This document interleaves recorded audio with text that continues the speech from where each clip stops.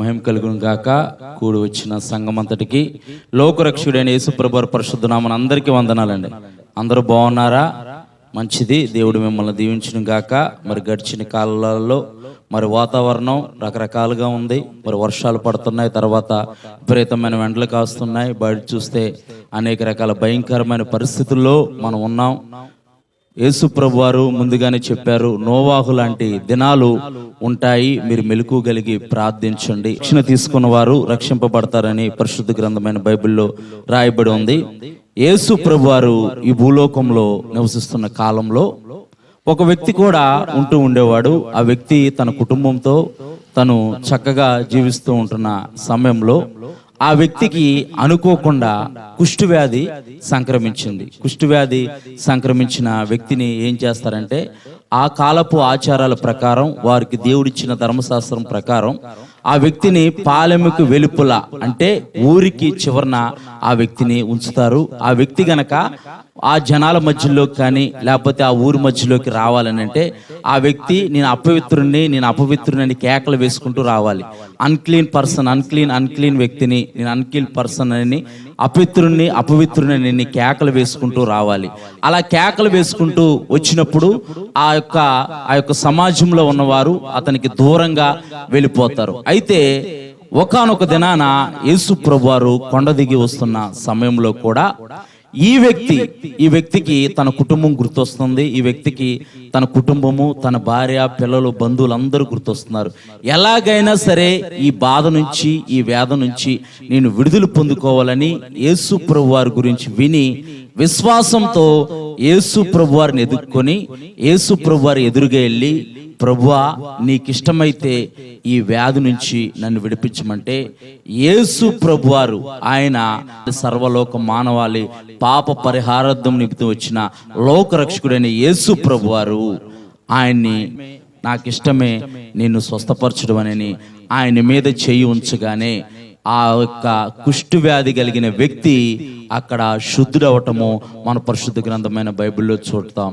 ఈ రాత్రికాల సమయంలో అటువంటి ఎన్ని సంవత్సరాల నుంచి ఉన్న భయంకరమైన పరిస్థితుల్లో నీవు ఉండి ఈ రాత్రికాల సమయంలో దేవుని సన్నిధానికి వచ్చావేమో, నీవు దేవుడి మీద ఆధారపడుతున్నావు గనక, నీవు దేవుణ్ణి నమ్ముకున్నావు గనక, లోకరక్షకుడైన యేసు ప్రభు వారిని నిజమైన దేవుడు అనని నీవు గుర్తెరిగావు గనక ఆయన తప్పకుండా ఆనాడు కుష్ఠవ్యాధిగ్రస్తుడైన ఆ రోగిని స్వస్థపరచటము నాకిష్టమే అనని ఎవ్వరు ముట్టుకోరు. కుష్ఠవ్యాధిగ్రస్తుల్ని ఎవ్వరు కూడా ముట్టుకోరు. మా చిన్నతనంలో చాలా ఎక్కువగా ఉంటుండేవారు. ఒక తోపుడు బల్ల మీద వారిని తీసుకెళ్తూ ఉండి ఎవ్వరు ముట్టుకోరు. అలాంటిది యేసు ప్రభువారు ఆ వ్యక్తిని ప్రేమించి నాకిష్టమే శుద్ధుడు కమ్మనని యేసు ప్రభువారు చెప్పగానే ఆయన మాట వల్ల సర్వ సృష్టి సృజించబడింది గనక, ఆయన మాటలో శక్తి ఉంది గనక ఆ వ్యక్తి శుద్ధుడయ్యి విడుదల పొందుకొని దేవుణ్ణి మహింపరుస్తూ తన కుటుంబంతో కలిసి జీవించాడు. జీవనామానికి మహిమ కలుగును గాక. ఈ రాత్రికాల సమయంలో నీవు కూడా ఆయన మాట మీద ఆధారపడితే, నీవు కూడా ఆయన మాటను నమ్ముకొని వచ్చావు గనక ఆయన తప్పకుండా ఆయన మాటలతో మనందరినీ బలపరచును గాక. ఆమేన్. పరిశుద్ధ గ్రంథంలో నుంచి ఇర్మియా గ్రంథము 33వ అధ్యాయము 6వ వచనం. ఇర్మియా గ్రంథము 33వ అధ్యాయము 6వ వచనం. నేను దానికి ఆరోగ్యమును స్వస్థతను మరలా రప్పించుచున్నాను, వారిని స్వస్థపరచుచున్నాను, వారికి సత్య సమాధానములను సమృద్ధిగా బయలుపరిచెదను. మరొకసారి చదవమ్మా. ఇర్మియా గ్రంథము. నేను దానికి ఆరోగ్యమును స్వస్థతను మరలా రప్పించుచున్నాను, వారిని స్వస్థపరచుచున్నాను, వారికి సత్య సమాధానములను సమృద్ధిగా బయలుపరిచెదను. ప్రార్థన చేసుకుందాం. ప్రేమ నమ్మకం కలిగిన పరలోకపు తండ్రి, నీ పరిశుద్ధమైన అత్యున్నతమైన ఘనమైన నామాన్ని బట్టి నీకు వందనాలు, కృతజ్ఞతాస్తుతులు, స్తోత్రాలు తండ్రి. ఈ రాత్రికాల సమయంలో నాయన వాక్యమై ఉన్న దేవా, నీ మాటలు పవిత్రమైనవి నాయన, నీ మాటలు మిక్కిలి స్వచ్ఛమైనవి నాయన, నీ మాటలు బండల్ని బద్దలు కొట్టు సుత్తు వంటిది నాయన, నీ మాటలు చాకల వాణి సబ్బు వంటిది నాయన, నీ మాటలు అద్దం వంటివి నాయన. అయా ఈ రాత్రికాల సమయంలో ప్రభా, అయా విత్తనం లాంటి నీ వాక్యం యొద్దకు మేము వచ్చి ఉన్నాం గనక మా హృదయాల్లో నీ వాక్యాన్ని ప్రభా మీరు విత్తుచుండగా ప్రభా వినగలిగి అయా ఫలించే కృపను మా అందరికీ మీరు దయచేయండి ప్రభా. అయా నీ వాక్యానికి లోబడే మనసును మాకు దయచేయండి. నీ వాక్యానుసారంగా తండ్రి ప్రభా మేము జీవించి ప్రభా నూరంతలుగా ఫలించే కృపను మా అందరికీ మీరు దయచేయమని యేసు పరిశుద్ధ నామమున ప్రార్థిస్తున్నాము తండ్రి, ఆమేన్. ఇర్మియా గ్రంథము 33 అధ్యాయము 6వ వచనము, నేను దానికి ఆరోగ్యమును స్వస్థతను మరలా రప్పించుచున్నాను. దేవుని నామానికి మహిమ కలుగును గాక. నేను దానికి ఆరోగ్యమును, దానికి అని అంటే నాకు అని మనం అనుకోవాలి, దానికి అని అంటే సంఘమునకు అని అనుకోవాలి, దానికి అని అంటే మన కుటుంబంలో ఎవరైనా అనారోగ్యంతో ఉన్నారేమో వారిని జ్ఞాపకం చేసుకోండి, అక్కడ వారిని తలుచుకోండి. నేను దానికి ఆరోగ్యమును స్వస్థతను మరలా రప్పించుచున్నాను, వారిని స్వస్థపరచుచున్నాను, వారికి సత్య సమాధానములు సమృద్ధిగా బయలుపరచదను. దేవుని నామానికి మహిమ కలుగును గాక. నేను దానికి ఆరోగ్యమును స్వస్థతను మరలా రప్పించుచున్నాను. మీరు అనుకోవచ్చు, నేను అనారోగ్యంతో బాధపడుతున్నాను, ఎన్నో సంవత్సరాల నుంచి నేను మెడిటేషన్లో ఉన్నాను, మందులు వాడుతున్నాను, రకరకాల టెస్టులు నేను చేయించుకొని వాటికి అనుగుణంగా నా యొక్క డైట్ నేను ఫాలో అవుతున్నాను, అయినా సరే నా యొక్క ఆరోగ్యము, నేను ఆరోగ్యం పొందుకోలేక నా శరీరం క్షీణించిపోతుందని నువ్వు అనుకుంటున్నావేమో. మనుషుడు రొట్టె వలన మాత్రం కాదు కానీ దేవుని నోట నుండి వచ్చి ప్రతి మాట వలన జీవించును. దేవుని నామానికి మహిమ కలుగును గాక. మనందరికీ తెలుసు, మనం చాలా గొప్ప గొప్ప వారిని చూస్తూ ఉంటాం, పేరు ప్రఖ్యాతులు గాంచిన వాళ్ళని చూస్తాం, అధికారం కలిగిన వాళ్ళు మనం చూస్తున్నాం. గడిచిన దినాల్లో కన్నడ సినీ హీరో రాజ్ కుమార్ అనే పునీత్ రాజ్ కుమార్ అనే ఒక హీరోని న్యూస్ లో మనం చూసాం. అతను చాలా దేహ దారుణ్యం కలిగి ఒక మంచి డైట్, ఆయనకి డైట్ ఈ ఫుడ్ తినాలి, ఇలా ఇన్ని గంటల ఎక్సర్సైజ్ చేయాలి, ఇన్ని గంటలే నీవు షూటింగ్ చేయాలని డైట్ ఫాలో అవడానికి ఆయనకి ట్రైనర్స్ ఉంటారు. వాళ్ళకి లక్షలిచ్చి ట్రైనర్స్ ని పెట్టుకుంటారు, వేలు కాదు లక్షలిచ్చి ట్రైనర్స్ ని పెట్టుకుంటారు. అలాంటి వారు కూడా ఆయన ఇలాగే డైలీ కార్యక్రమాల ప్రకారం ఎక్సర్సైజ్ చేసిన తర్వాత కుప్పగూలి హార్ట్ అటాక్ వచ్చి మరణించినట్టు మనం వార్తల్లో చూసాం. ఇలా ఎంతో మంది అకస్మాత్తుగా వారిని మరణించడము మనం అనేక సార్లు న్యూస్ లో చూసాం. ఇక్కడ దేవుని యొక్క వాక్కు ద్వారా, ఆయన వాక్కు ద్వారా మనల్ని ఈ రాత్రికాల సమయంలో బలపరుస్తున్నాడు. నేను దానికి ఆరోగ్యమును స్వస్థతను మరలా రప్పించుచున్నాను, వారిని స్వస్థపరుచుచున్నాను. మనం రకరకాల ఫుడ్ తింటూ ఉంటాం, దేహ దారుణ్యం కోసం, బలం కోసం ఆహారం తినటం మంచిదే. మనం ఎంత ఆహారం తిన్నా, ఎన్ని డైట్లు ఫాలో అయినా సరే, ఎంత శ్రేష్టమైన కరోనా టైంలో కరోనా వచ్చిందని ఎవరికైనా తెలుసా? ఎవరికీ తెలియదు కరోనా వచ్చిందని.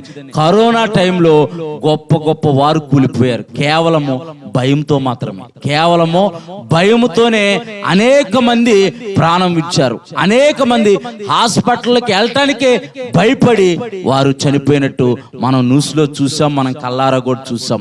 కానీ దేవుని ఒక వాక్ ఈ రాత్రికాల సమయంలో అంటుంది, మనుషుడు రొట్టె వలన మాత్రము కాదు కానీ దేవుని నోటి నుంచి వచ్చు ప్రతి మాట వల్ల బ్రతుకుదును. ఈ యెహోవా మాట వలన ప్రజలు బతుకుతారు. దేవుని యొక్క మాట వలన, ద్వితీయోపదేశ కాండము 8వ అధ్యాయం 3వ వచనంలో, దేవుని మాట వలన నరులు బ్రతుకుతారు. దేవుని యొక్క మాట అని అంటే దేవుని యొక్క వాక్యమే. దేవుని నామానికి మహిమ కలుగును గాక. దేవుని యొక్క వాక్యమే. చూద్దాం ఒకసారి నిర్గమాకాండము 15వ అధ్యాయము, 15వ అధ్యాయం 26వ వచనం. మీ దేవుడైన యెహోవా వాక్కును శ్రద్ధగా విని ఆయన దృష్టికి న్యాయమైనది చేసి ఆయన ఆజ్ఞలకు విధేయులై ఆయన ఆజ్ఞలకు విధేయులై ఆయన కట్టడలన్నింటినీ అనుసరించి నడిచినలా నేను ఐగుప్తీయులకు కలగజేసిన రోగములో ఏదియు మీకు రానియను, మిమ్మల్ని స్వస్థపరచు యెహోవా నేనే. దేవుని నామానికి మహిమ కలుగును గాక. నిర్గమకాండము 15:26 మీ దేవుడైన యెహోవా వాక్కును శ్రద్ధగా విని, శ్రద్ధగా అంట, శ్రద్ధగా. స్కూల్లో టీచర్లు ఉంటారు, మాస్టర్లు ఉంటారు, వాళ్ళు చెప్పే లెసను శ్రద్ధగా ఎన్నోడే ఆ యొక్క టెస్టుల్లో రాసే ఎగ్జామ్లో 100కి 100 మార్కులు తెచ్చుకుంటాడు. అప్పటికప్పుడు చదివినోడు, కష్టపడి చదివినోడు పాస్ అవుతాడు. ఏదో ఒకటిగా గండం గట్టెక్కిందిరా బాబు అన్నట్టు పాస్ అవుతాడు. కానీ 100కి 100 మార్కులు తెచ్చుకోలేడు, ఫస్ట్ క్లాస్ రాలేడు. మీ దేవుడైన యెహోవా వాక్కు శ్రద్ధగా విని ఆయన దృష్టికి న్యాయమైనది చేసి ఆయన ఆజ్ఞలకు విధేయులై ఆయన కట్టడలన్నిటిని అనుసరించి నడిచినలా. ఆయన ఆజ్ఞలనంటే పరిశుద్ధ గ్రంథంలోని ఆయన వాక్య, పరిశుద్ధ గ్రంథంలోని ఆయన మాటలకు నీవు విధేయులయ్యి నీవు లోబడి నీ ప్రాణాత్మ శరీరాల్ని ఆయనకి అర్పించుకొని మనకు నచ్చినట్టు కాకుండా, మనకు నచ్చినట్టు జీవించకుండా ఆయన ఆజ్ఞలకు లోబడి వాక్యం ఏమి చెబుతుందో, వాక్యం ఎలా బ్రతకమంటుందో అలా గనక మనం బ్రతికితే, వాక్యము ఎలా అయితే ఉండమంటుందో అలా గనక మనం ఉంటే గనక ఐగుప్తుకి కలగజేసిన ఏ రోగమును కూడా మీకు రాదు. మిమ్మల్ని స్వస్థపరచు యెహోవాను నేనే. మనుషుడు రొట్టె వల్ల మాత్రం కాదు కానీ దేవుని నోటను చూచు ప్రతి మాట వలన బ్రతుకును. దేవుని నామానికి మహిమ కలుగును గాక. ఆయన మాట వల్ల మనం బ్రతకాలంటే ఆయన మాటలు మన హృదయంలో ముద్రించుకోవాలి, ఆయన మాటలు మన హృదయంలో చేర్చుకోవాలి, వాటికి అనుగుణంగా మనం నడుచుకొని జీవించాలి. వాక్యము విని విన్నట్టు వారిగా ఉండకుండా పక్కకెళ్ళిపోయి మన ఇష్టానుసారంగా మనం జీవిస్తే, నా జీవితంలో ఏ కార్యం చేయట్లేదు దేవుడు, నా జీవితము ఎక్కడేసిన గొంగలు అక్కడలాగే ఉన్నట్టుగా ఉందే అని అనుకుంటే అది పొరపాటు. దేవుడు నీ జీవితంలో కార్యాలు చేయాలనుకుంటే, విద్యార్థి ఉంటాడు, విద్యార్థి రోజు డైలీ స్కూల్కి వెళ్ళి ఆ యొక్క లెసన్లు శ్రద్ధగా విని వాటి ప్రకారము తను ప్రాక్టీస్ చేసుకొని చదువుకుంటేనే ఆయన ఫస్ట్ క్లాస్లో పాస్ అవుతాడు, మంచి మార్కులతో పాస్ అవుతాడు. అప్పుడప్పుడు ఏదో సెలవులకు వెళ్ళినట్టుగా, వానాకాలం బళ్ళు ఎండాకాలం బళ్ళు అన్నట్టుగా అప్పుడప్పుడు వెళ్తే ఆ వ్యక్తి పాస్ అవుతాడా? ఆ వ్యక్తి చదవగలుగుతాడా? దేవుని యొక్క మాటలు కూడా అంతే. చూద్దాం ఒకసారి పరిశుద్ధ గ్రంథమైన బైబిల్లో 63వ కీర్తన 4వ వచనం 5వ వచనం 63వ కీర్తన 4వ వచనం 5వ వచనం. నా మంచము మీద నిన్ను జ్ఞాపకం చేసుకుని రాత్రి జాములందు నిన్ను ధ్యానించినప్పుడు కొవ్వు మెదడు నాకు దొరికినట్లుగా నా ప్రాణము తృప్తి పొందుతుంది. ఈ వాక్యం చాలమ్మా, అక్కడ వరకు చాలు. ఈ వాక్యం రాసింది ఎవరనంటే సాదా సీదా వ్యక్తి కాదు, ఏ పాస్టర్ గారు, ఏ ప్రవక్తో కాదు, ఒక దేశానికి రాజు చెబుతున్నాడు. ఒక దేశానికి రాజు. రాజు ఎంత బిజీగా ఉంటాడు? రాజు ఖాళీగా ఉంటాడా? రాజు అసలు ఖాళీగా ఉండడు. అలాంటి రాజు అయిన దావీదు అంటున్నాడు ఇక్కడ, ఒకసారి చదువు. నా మంచము మీద జ్ఞాపకము చేసుకొని, నిన్ను జ్ఞాపకం చేసుకొని అంటే ఆయన నిన్ను జ్ఞాపకం చేసుకోవడం అంటే యేసు ప్రభు వారిని జ్ఞాపకం చేసుకోవటం.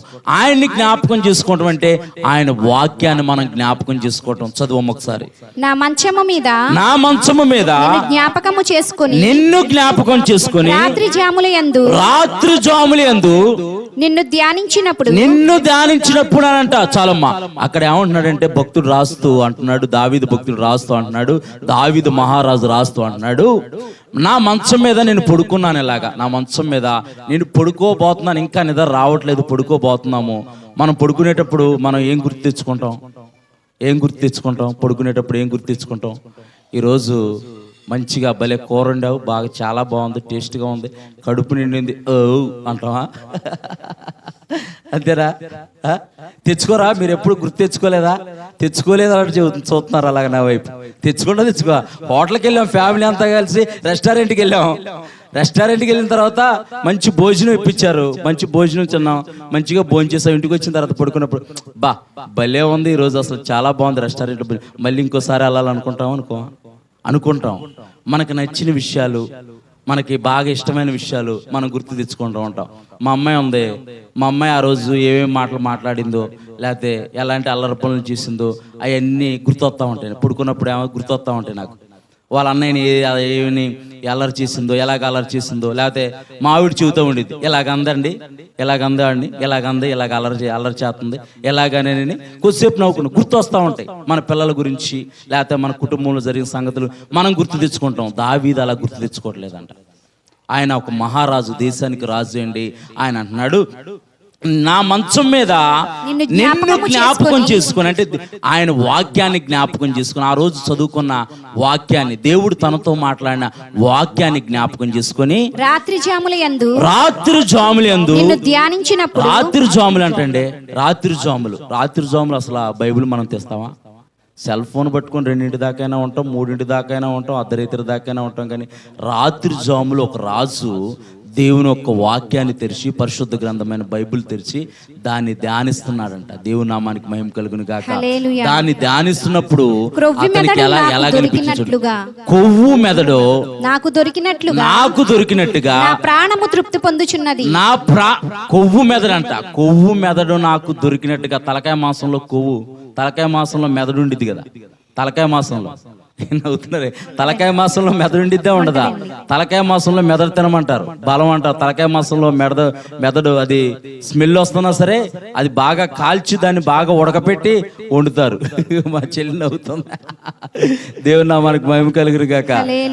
తలకాయ మాసంలో మెదడు తింటే ఎలాగ తన దేహం తృప్తి పొందిద్దో, ఆ యొక్క రుచికి ఎలాగ తృప్తి పొందుతుందో తన దేహం అలాగ తృప్తి పొంది. ఇప్పుడు మొత్తం ఒకసారి చదువమ్మా వచ్చినమంతా. నా మంచము మీద నిన్ను జ్ఞాపకం చేసుకొని రాత్రి జాముల యందు నిన్ను ధ్యానించినప్పుడు, వాక్యాన్ని ధ్యానించినప్పుడు క్రొవ్వు మెదడు నాకు దొరికినట్లు నా ప్రాణము తృప్తి పొందుతుంది. దేవుని నామానికి మహిమ కలుగును గాక. లోకంలో ఏటి వల్ల మనకు తృప్తి కలదు కానీ ఆయన వాక్యం యొద్దకు వచ్చి, అందుకే దావీదు భక్తుడు అంటున్నాడు, నా బాధలో నీ వాక్యమే నాకు నెమ్మది కలగజేస్తుంది. దేవుని నామానికి మహిమ కలుగును గాక. నీకున్న బాధలో నీవు బలపరచబడాలంటే, నీవు ఆదరించబడాలంటే, నీ అవసరతలు తీర్చబడాలంటే, నీ అక్కర్లు తీర్చబడాలంటే నీవు ప్రతిరోజు దేవుని ఒక వాక్యం ధ్యానించు. ఆ వాక్కు ద్వారా దేవుడు నీతో మాట్లాడతాడు, దేవుడు నిన్ను ఆదరిస్తాడు, దేవుడు నిన్ను బలపరుస్తాడు, దేవుడు నీ అక్కర్లు తీర్చి నిన్ను అనేకులకు ఆస్వాదకరంగా పెడతాడు. దేవుని నామానికి మహిమ కలుగును గాక. ఒక రాజు అంటున్నాడు, రాత్రి జాముల యందు నేను వాక్యాన్ని ధ్యానించినప్పుడు, వాక్యాన్ని నెమరు వేసుకోవటం గుర్తు తెచ్చుకున్నప్పుడు, నేను వాక్యాన్ని ధ్యానించినప్పుడు, వాక్యాన్ని గుర్తు తెచ్చుకున్నప్పుడు కొవ్వు మెదడు నాకు దొరికినట్లుగా నా యొక్క దేహం తృప్తి పొందుతుంది. దేవుని నామానికి మహిమ కలుగును గాక.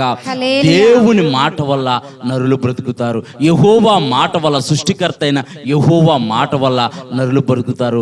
అలాంటి పరిశుద్ధ గ్రంథ బైబిల్లోని దేవుని యొక్క వాక్యాలు మనం ఏం చేస్తామని అంటే, ఏ మీటింగ్కి వచ్చినప్పుడు, లేకపోతే సువార్త కూడికి వెళ్ళినప్పుడు, లేకపోతే ఆదివారం మాత్రమే పరిశుద్ధ గ్రంథాన్ని మనం ఓపెన్ చేస్తాం.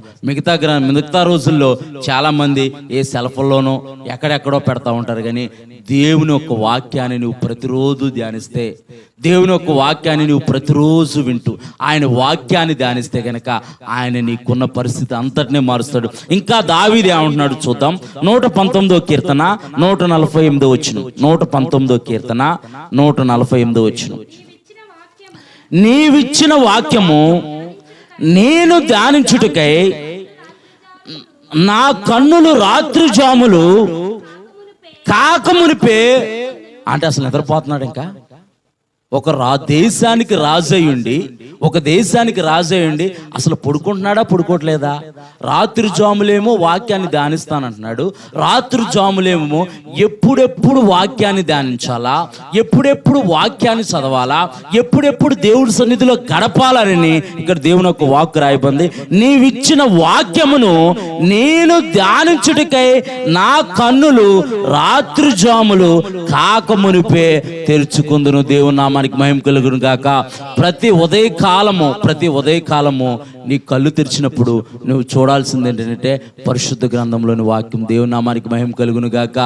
నీవు కళ్ళు తెరవంగానే చిన్నడా ఇటు రారా, ఒకసారి ఇటు రారా చిన్నడా, అమ్మాయి ఇలా రా, ఎదుర్రా నేను చూస్తే మంచి కలిగింది నాకు, నీ మొహం నాకు చూపించు అని అంటాం. లేకంగానే మనకిష్టమైన వాళ్ళని లేకపోతే రెండు చేతులు వెళ్ళాలనుకొని ఇలా చూస్తూ ఉంటారు. రెండు చేతులు వెళ్ళాలనుకొని ఎలా చూస్తే ఏముంటాయి, చేతుల్లో ఏముంది, రేఖలు తప్పితే ఏమి లేదు. రేఖలు సృష్టించింది దేవుడు, సృష్టికర్త అయిన దేవుని యొక్క వాక్యాన్ని గనక నీవు చూస్తే గనక నీ జీవితం మారిపోయి దేవుని నామానికి మహిమ కలుగును గాక. ఇక్కడ ఆయన రాత్రి జాములందు ఆయన వాక్యాన్ని ధ్యానించడానికి, ఆయన వాక్యాన్ని కళ్ళు ఎంతో ఆతృతగా చూస్తాయంట. నా కన్నులు రాత్రి జాములు కాకమునిపే నేను తెరుచుకుందని. అసలు పడుకోవట్లేదు. అందుకే దావీదు రోజుకి 7 మార్లు దేవుని స్తుతించాడంట. దేవుని నామానికి మహిమ కలుగును గాక. రోజుకి 7 మార్లు అంత బిజీ షెడ్యూల్ ఉండి అంత బిజీ లైఫ్ జీవిస్తూ కూడా ఆయన దేవుని యొక్క సన్నిధి నుంచి, దేవుని యొక్క సమూహముల నుంచి దావీదు తొలగిపోలేదు. దావీదు తొలగిపోయినా ఒకానొక దినాన దావీదు తొలగిపోయినా సరే దావీదు మళ్ళీ దేవుని సన్నిధిలోకి వచ్చి, అయ్యా నీ ఎదుట నేను పాపం చేశాను ప్రభా, నీ ఎదుట నేను పాపం చేశాను, నీ యొక్క రక్తంతో నన్ను కడిగయ్యా, నన్ను శుద్ధిడిగా చేయని అంటే దావీదుని శుద్ధినిగా చేసి కృపతో నింపాడు. దేవుని నామానికి మహిమ కలుగును గాక. నీవు పాపంలో జీవిస్తున్నావా? పాపంలో నీవు బతుకుతున్నావా? పాపంలో అంటు పెట్టుకొని నీవు ఉంటున్నావా? నేను చేసే ఈ పాపం నుంచి నాకు విడుదల కలగట్లేదండి, ఈ బలహీనతల నుంచి నాకు విడుదల కలగట్లేదండి, నేను ఎలా విడుదల పొందుకోవాలో నాకు అర్థం కావట్లేదండి, మాటికి నేను నా బలహీనతల వల్ల నేను పాపంలో పడిపోతున్నానని నీవు అనుకుంటున్నావా? పరిశుద్ధుడైన యేసు ప్రభు వారి వద్దకు నీవు వచ్చావంటే, పరిశుద్ధ గ్రంథం వద్దకు నీవు వచ్చావంటే ఆ గ్రంథంలోని మాటలు నిన్ను పరిశుద్ధపరుస్తాయి. దేవుని నామానికి మహిమ కలుగును గాక. చూద్దాం ఇంకా మొదటి కీర్తన. అందుకే దావీదు మొదటి కీర్తనలో రాస్తూ అంటున్నాడు.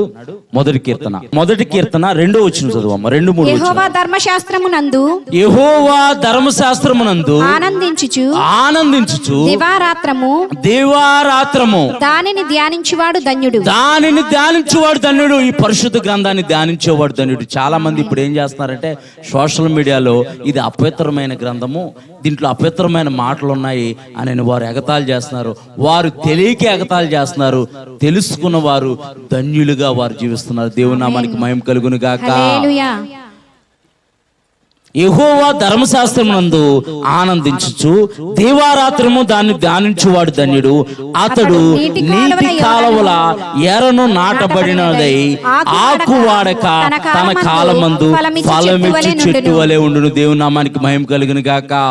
నీ జీవితము ఫలభరితంగా ఉండాలంటే, నీ జీవితం అనేకులకు ఆస్వాదకరంగా ఉండాలంటే, నీకున్న పరిస్థితి నుంచి నువ్వు విడిపించబడాలంటే దావీదు ఏం చేస్తానంటే దివారాత్రులు ధర్మశాస్త్రము దేవుడిచ్చిన వాక్యాన్ని ధ్యానిస్తున్నాడంట.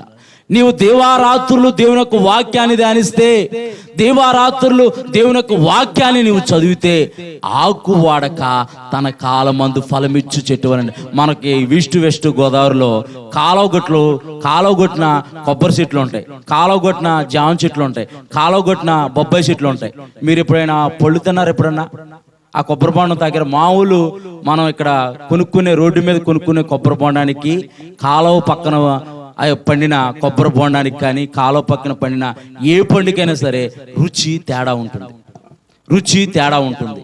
నీవు దేవుని యొక్క సన్నిధిలోకి వచ్చి, దేవుని యొక్క వాక్కు దగ్గరకు వచ్చి నీవు దినదినము ఆయన వాక్కుని ధ్యానిస్తే గనక నీ జీవితము అనేకులకు రుచికరంగా మారి దేవుని నామానికి మహిమ కలుగును గాక.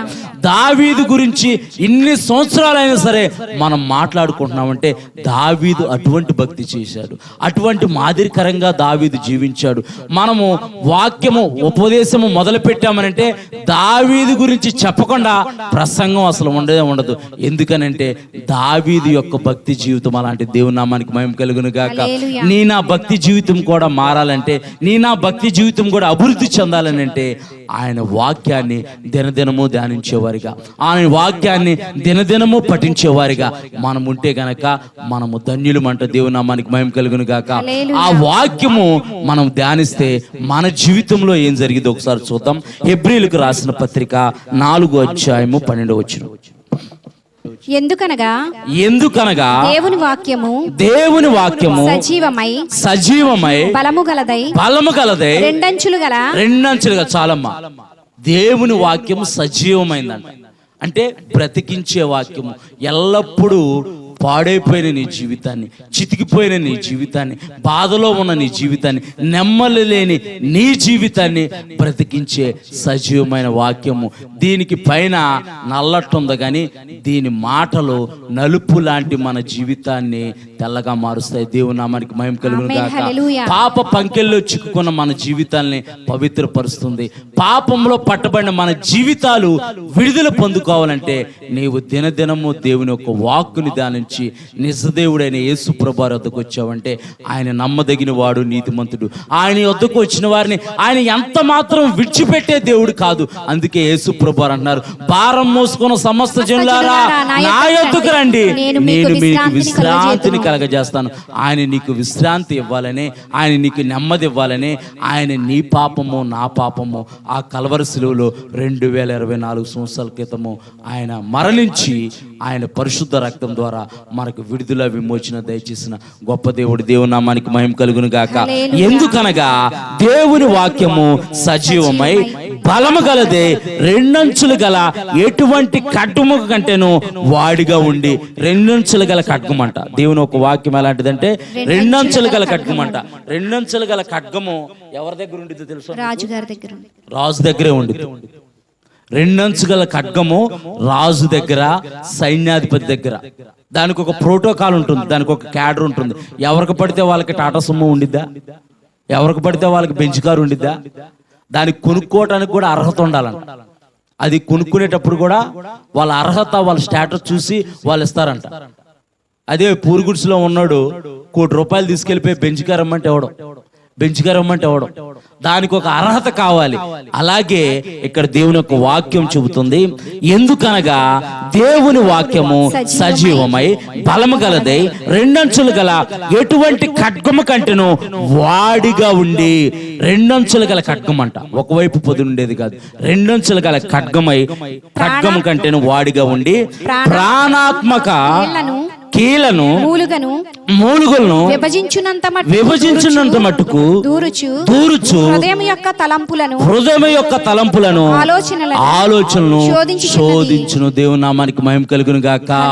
నీవు నీ యొక్క వాక్యాన్ని వినటానికి నీ మనసు నీవు పురుగొల్పుకొని దేవుని యొక్క మందిరానికి వచ్చావు గనక, దేవుని సన్నిధిలోకి వచ్చావు గనక దేవుడు నిన్ను ఎన్నడూ విడిచిపెట్టాడు. దేవుని నామానికి మహిమ కలుగును గాక.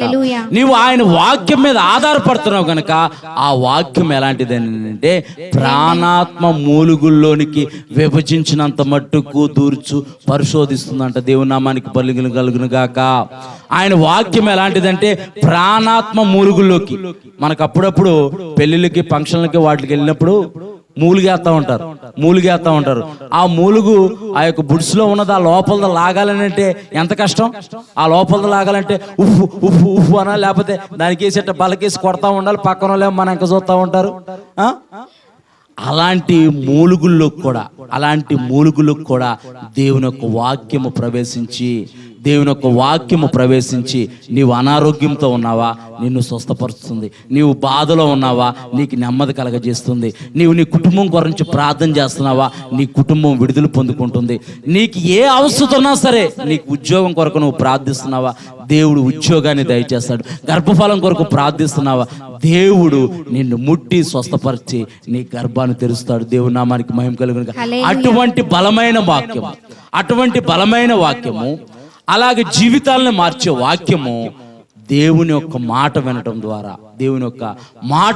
ద్వారా పరిశుద్ధ గ్రంథమైన బైబిల్లో ఒక వ్యక్తి జీవితము ఎలా మార్చబడిందో. అతడు ఉన్నతమైన హోదాలో ఉన్న వ్యక్తి, ఉన్నతమైన స్థితిలో ఉన్న వ్యక్తి అనారోగ్యం చేత, వ్యాధి చేత బాధపడుతున్నప్పుడు దేవుని యొక్క మాట వినటం ద్వారా, ప్రవక్త చెప్పిన మాట వినటం ద్వారా అతని జీవితం ఎలాగైతే మార్చబడిందో ఒకసారి చూద్దాం.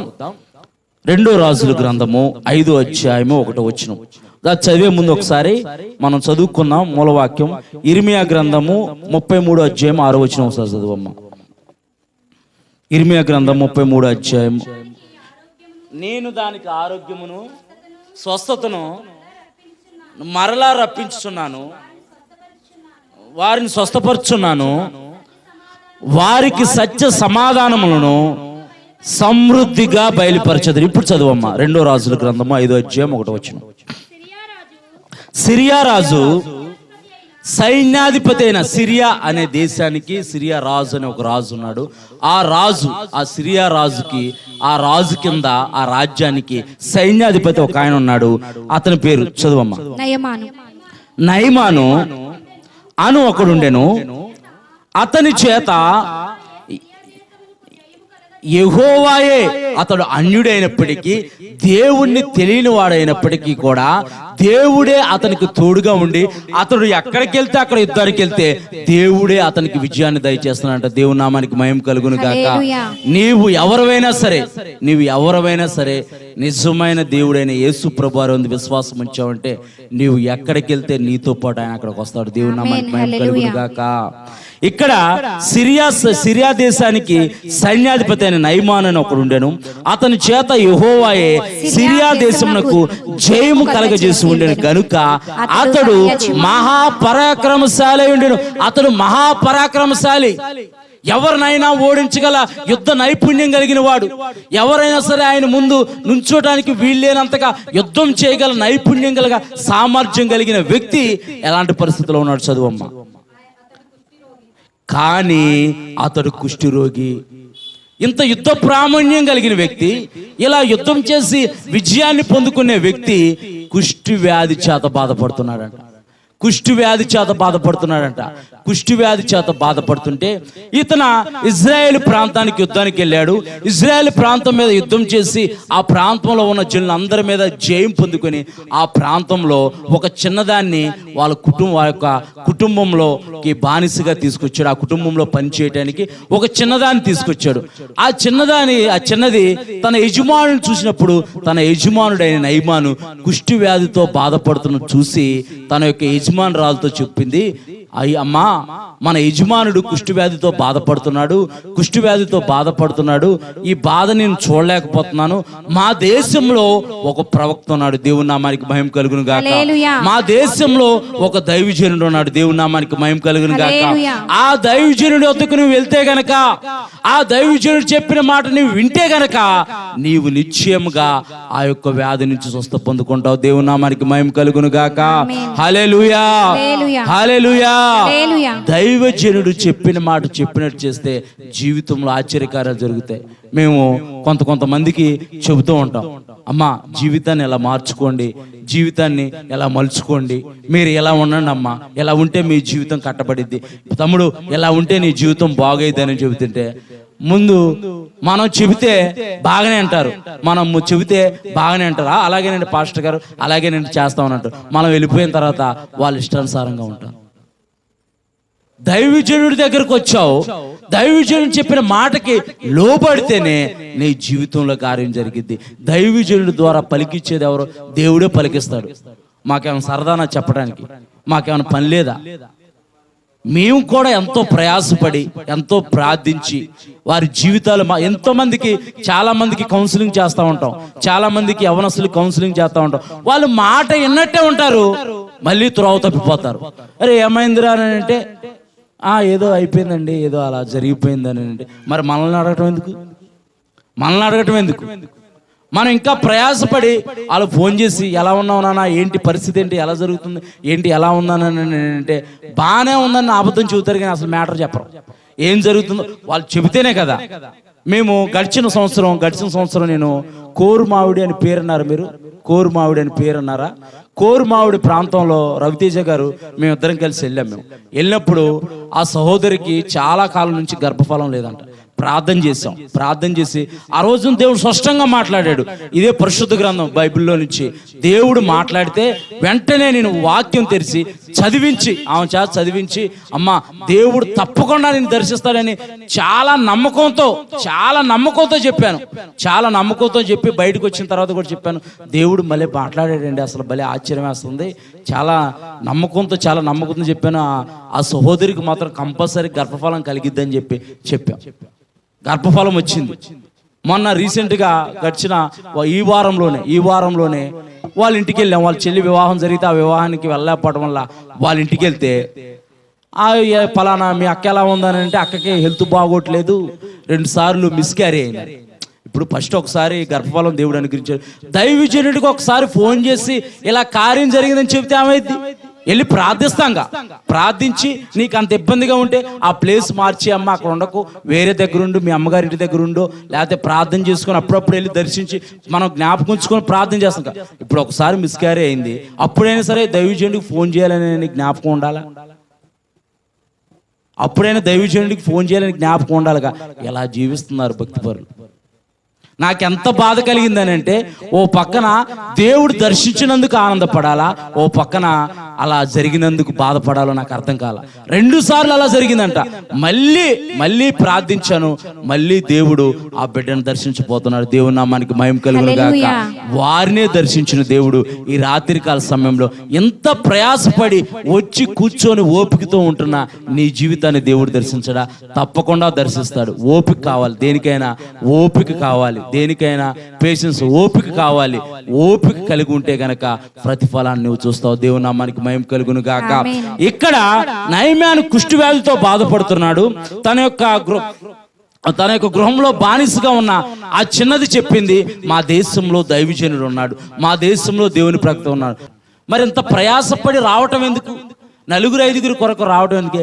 ఈ 4-5 4,000 మందిగా దేవుడు మారుస్తాడు. దేవుని నామానికి మహిమ కలుగును గాక. ఆ విశ్వాసం అంతే, మా విశ్వాసం అంతే. మేము జవనాన్న కాలనీలో 4-5 ప్రారంభించాం. ఇప్పుడు 5 కుటుంబాలు 6 కుటుంబాలు వస్తున్నాయి. దేవుని నామానికి మహిమ కలుగును గాక. ఎన్నో వ్యతిరేకతలు వచ్చినాయి, ఎంతో మంది వ్యతిరేకించారు, అయినా సరే నిలబడ్డాం. అందుకే మేము ఎందుకని రమ్మనమని అంటున్నామంటే దేవుడు మీ జీవితంలో కార్యాలు చేయాలని, దేవుడు మీ జీవితాలను కట్టాలని, దేవుడు మీ జీవితాలను ఆస్వాదించాలి. ఒకానొక సమయంలో నా జీవితం ఎలా ఉండేది అంటే అసలు ఈ రోజు గడిస్తే చాలు రా బాబు అన్నట్టుండేది. ఈ రోజు అసలు గడిచింది అనంటే దేవా స్తోత్రం, వందనాలు ప్రభు అన్నట్టుండేది. అలాంటి నా జీవితాన్ని దేవుడు ఎంతో ఉన్నతంగా ఆస్వాదించాడు. దేవుని నామానికి మహిమ కలుగును గాక. ఒకళ్ళ జీవితాన్ని బలపరిచే విధంగా, ఒకళ్ళ జీవితాన్ని కట్టే విధంగా, ఒకళ్ళ జీవితాన్ని ఆదరించే విధంగా దేవుడు నా జీవితాన్ని మార్చాడు. దేవుని నామానికి మహిమ కలుగును గాక. నేను ఆరాధించే దేవుడు, నీవు ఆరాధించే దేవుడు ఒకడే కదా. ఆయన అబ్రహాం, ఇస్సాకులు, యాకోబు దేవుడు నీవు ఆరాధిస్తున్నావు. సృష్టికర్త అయిన దేవుడు నీవు ఆరాధిస్తున్నావు కనుక ఆయన ఎన్నడూ నిన్ను విడిచిపెట్టాడు. దేవుని నామానికి మహిమ కలుగును గాక. ఇక్కడ అన్యుడైన నయమానుని దేవుడు దర్శించాడు. యెహోవాయే అతనికి తోడుగా ఉండి ఆయన ఎక్కడికి వెళ్తే అక్కడ విజయాన్ని దయచేసిన అతను యెహోవా దేవుడని, ఆయన యెహోవా ఎల్లప్పుడూ ఆయనకి తోడుగా ఉండి ఎక్కడ వెళ్తే అక్కడ విజయాన్ని దయచేసిన దేవుడే ఆ చిన్నదాని ద్వారా ఆ యజమానురాలుతో చెప్పినప్పుడు ఆ యజమానురాలు అవునయ్యా మనం ఇంట్లో ఉన్న ఆ పనిచేసే చిన్నది చెప్పింది, వాళ్ళ దేశంలో ఒక ప్రవక్త ఉన్నాడంట, అతని పేరు ఎలీషా, ఆయన యొద్దకు వెళ్తే గనక, ఆయన మాట వింటే గనక నీవు తప్పకుండా నీకున్న వ్యాధి నుంచి నువ్వు విడుదల పొందుకుంటావు అని చెప్పినప్పుడు ఆ యొక్క నయమాను ఏం చేశాడో చూసుకొని ముగించుకుందాం. 2 రాజుల గ్రంథము 5వ అధ్యాయము 10వ వచనం చదువమ్మా.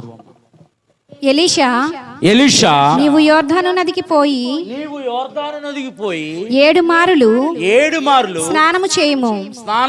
నీ ఒళ్ళు మరలా బాగై నీవు శుద్ధుడు వగుదువని అతనితో చెప్పుటకు ఒక దూతను పంపెను. అంటే తన దగ్గర ఉన్న ఒక శిష్యుడిని పంపాడు అనమాట నయమాను వద్దకి. ఇలాగ నయమాను వచ్చాడు.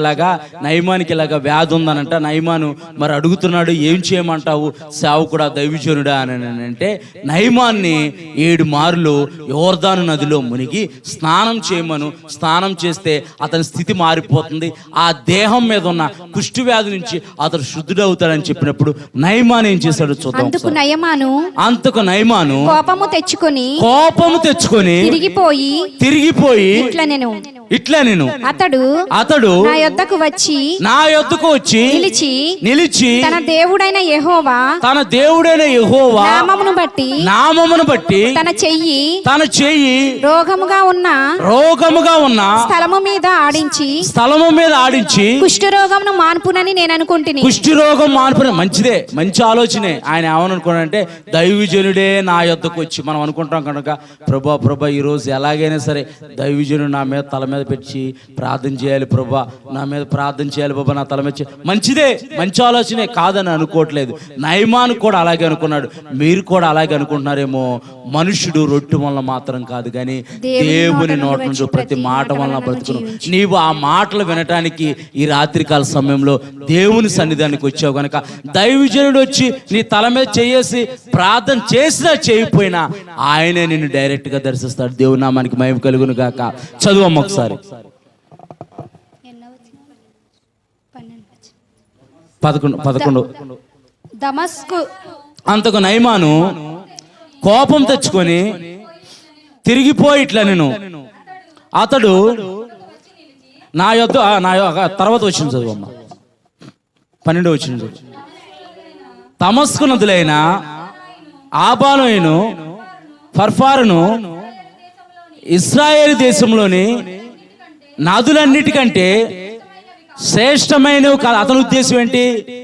ఇజ్రాయేల్ దేశంలో ఉన్న నదుల కంటే మా దేశంలో ఉన్న నదులు చాలా మంచినీటి నదులు, శుభ్రంగా ఉంటాయి.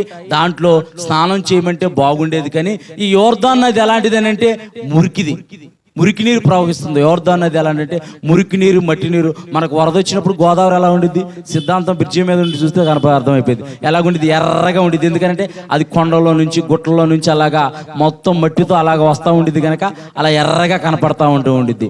అలాగే ఉంటుంది అది యోర్దాను నది. ఈ మురికి నీటిలో, ఈ బురద నీటిలో నన్ను మునగమంటున్నాడే అని చెప్పేసి కోపం తెచ్చుకున్నాడు. చదువమ్మ. వాటిలో స్నానం చేసి శుద్ధి నొందనేలా అని అంటే దైవజనుడు చెప్పిన మాట తప్పని అనుకుంటున్నాడు. దేవుడు మాట్లాడిన మాట, దేవుడు అంటాడు నీ జీవితాన్ని నాకు అర్పించుకో, ఇక నుంచైనా నీవు మంచిగా నాకు లోబడి బ్రతుకని అంటే మనం అప్పటి వరకే విన్నమట్టి వారిగా ఉంటే మన జీవితాల్లో కార్యాలు జరగవు. దేవుడు నన్ను అన్నాడు, నా కుమారుడా నువ్వు మొత్తం నన్ను సమర్పించేసుకో, నీ జీవితాన్ని నాకు అప్పగించు, ఆ పాపపు జీవితాన్ని నుంచి, ఆ లోకం జీవితాన్ని విడిచిపెట్టి నాకు నువ్వు సరెండర్ అవ్వు అని అన్నాడు. నేను సరెండర్ అవ్వటం ఇది ఒక్కరోజులో జరిగిన కార్యక్రమం కాదు. ఒక్కరోజుకే రాత్రే మనము దేవుణ్ణి హృదయపూర్వకంగా తెలుసుకోలేము. మెల్లమెల్లగా దేవునితో నువ్వు కలిసి కలక ఉంటే గనక, దేవునితో అంటగట్టబడి ఉంటే గనక నీవు ఫలిస్తావు. దేవుడి నామానికి మహిమ కలుగును గాక. దేవుడు మాట్లాడినప్పుడు ఆ మాటకు మనం లోబడాలి. దేవుడు మన జీవితాల్ని మార్చుకోమంటానికి ఆయన వాక్యాన్ని దేవుడు వెల్లడపరుస్తున్నప్పుడు వెల్లడపరచబడిన వాక్యానికి మనం లోబడాలి.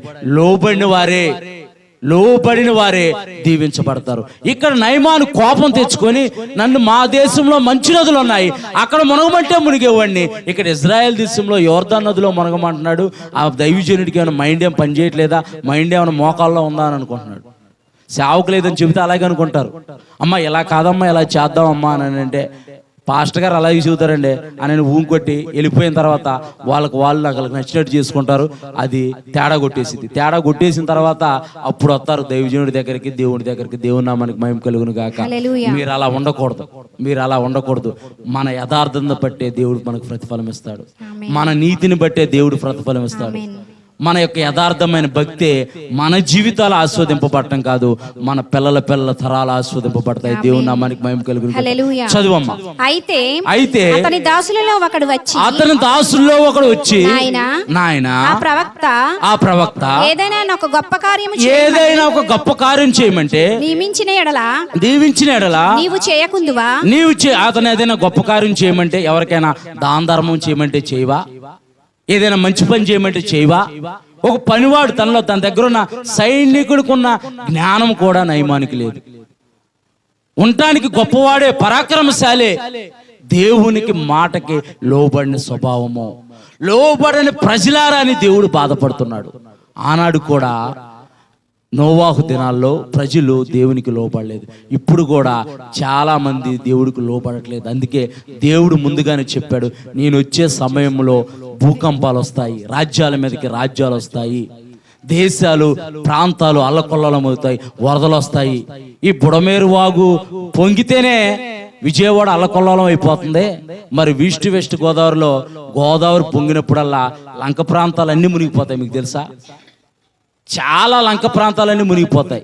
పోలవరం ముప్పు ప్రాంతంలో 5 మండలాలు ఉన్నాయి, 5 మండలాలు మునిగిపోతాయి. ఇప్పటికి 2 సార్లు మునిగిపోయింది. వాళ్ళు కొండల గుట్టలోకి వెళ్తారు. కొండల గుట్టలోకి వెళ్ళి అదంతా తగ్గిపోయిన తర్వాత మళ్ళీ వచ్చి మళ్ళీ ఇళ్ళని శుభ్రం చేసుకుంటూ ఉంటారు.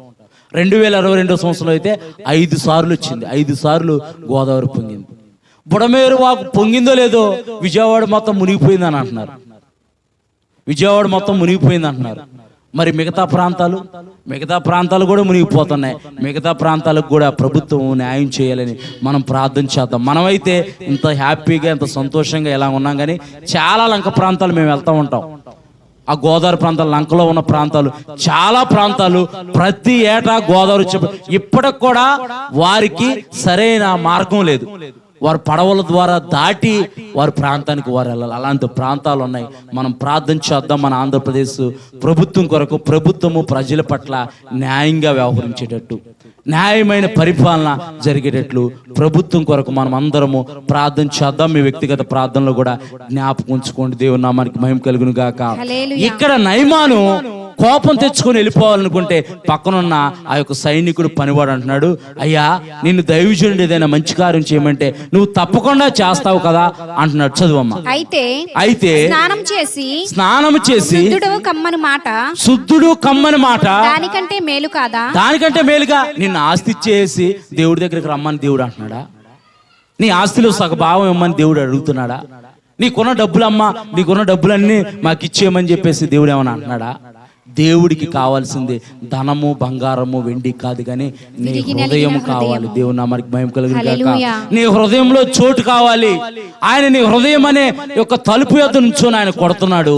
ఎవరైనా తలుపు తీస్తే గనక ఆయన దగ్గరకు వచ్చి ఆయనతో పాటు నివాసం చేస్తారంట. దేవుని నామానికి మహిమ కలుగును గాక.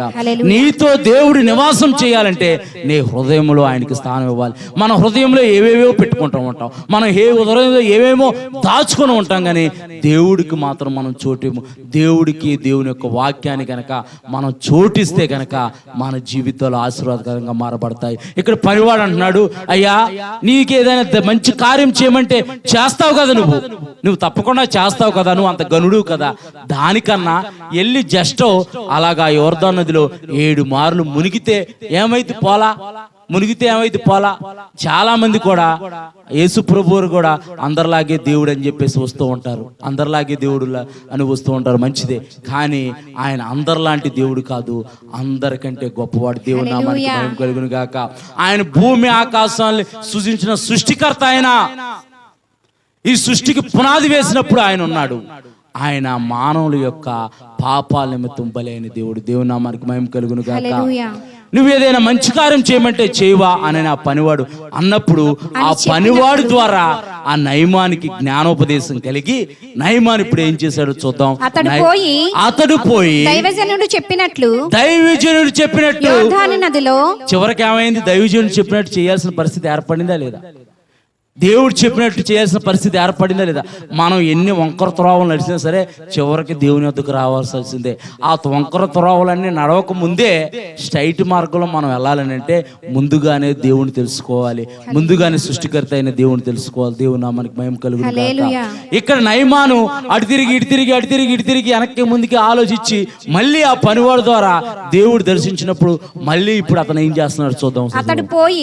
అతడు పోయి దైవజనుడు చెప్పినట్లు యోర్దాను నదిలో 7 మార్లు మునగగా అతని దేహము పసిపిల్లల వాని వలె దేహం వలె ఆయన శుద్ధుడైపోయాడు. దేవుని నామానికి కేవలం ఎలా జరిగింది?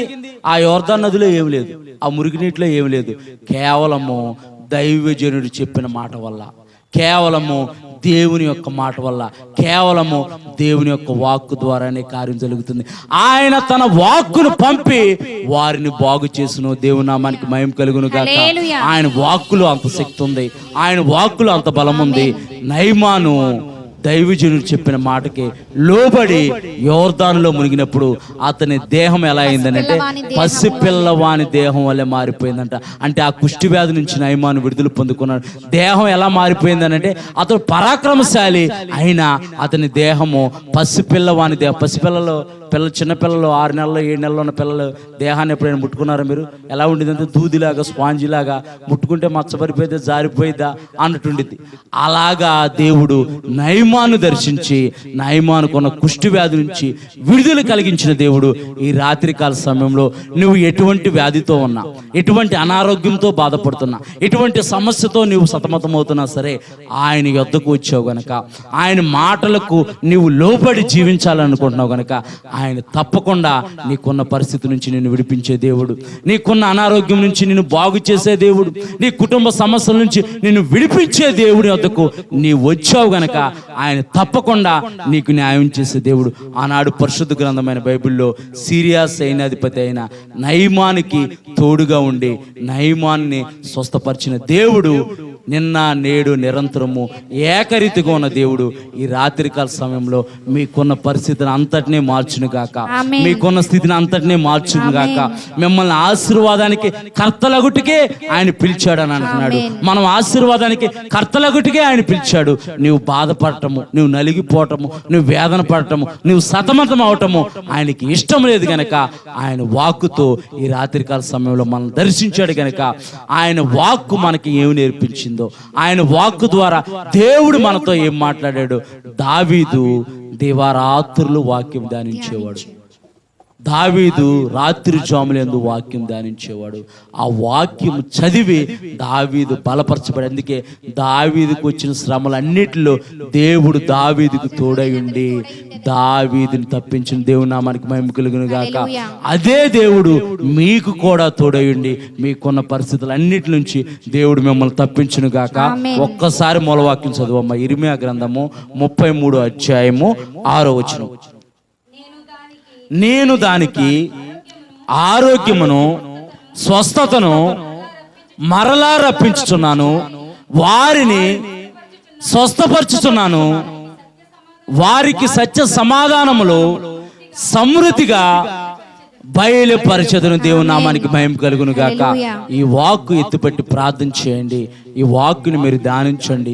ఈ వాక్యాన్ని మీరు నెవరు వేసుకుని, అవును ప్రభా, నీ దాసుడి ద్వారా, దైవజనుడి ద్వారా నీవు మాట్లాడావు, నా జీవితాన్ని మారుస్తానంటున్నావు, నా బ్రతుకును మారుస్తానంటున్నావు, నాకున్న పరిస్థితిని నీవు మారుస్తానంటున్నావు ప్రభా అని నువ్వు ప్రార్థన చేస్తే ఆయన తప్పకుండా నిన్ను దర్శించి నీకున్న పరిస్థితి అంతటి నుంచి విడుదలిచ్చే దేవుడు, నీవు ఆశ్రయించిన గొప్ప దేవుడు. దేవుని నామానికి మహిమ కలుగును గాక. అలాగే ప్రార్థన చేసుకోండి. ఎవరు మౌనంగా ఉండదు. విన్న వాక్యాన్ని బట్టి, అవును ప్రభా, ఇప్పటి వరకు నేను వాక్యం ధ్యానించలేకపోతున్నానేమో, నేను శ్రద్ధ పెట్టలేకపోతున్నానేమో, ఏవేవో మాటల కొరకు నేను ప్రయాసపడుతున్నానేమో, ఏవేవో మాటలు వినాలని, ఒకవేళ టీవీ చూడాలని నేను ప్రయాసపడుతున్నానేమో, సెల్ ఫోన్లు చూడాలని ప్రయాసపడుతున్నానేమో, నీ మాటలకు నేను దూరంగా ఉంటున్నానేమో అని దేవుని ఎదుటి పశ్చాత్తాపడి ఇక నుంచైనా నేను నీ వాక్యాన్ని నేను ధ్యానిస్తాను ప్రభువా అని నీవు అనుకొని ఆయన సన్నిధిలో ఒప్పుకుంటే గనక ఆయన తప్పకుండా నిన్ను బలపరిచే దేవుడు, ఆయన తప్పకుండా నీకున్న పరిస్థితిని మార్చే దేవుడు.